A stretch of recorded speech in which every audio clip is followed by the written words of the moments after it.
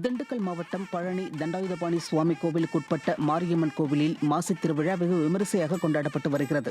இந்த நிலையில் நேர்த்திக்கடன் செலுத்தும் வகையில் ஏராளமான பெண்கள் பால்குடமேந்தி காந்தி மார்க்கெட் வழியாக ஊர்வலமாக சென்று கோவிலை அடைந்தனர். இதனைத் தொடர்ந்து அம்மனுக்கு பால் அபிஷேகம், சிறப்பு பூஜைகள் நடைபெற்றது.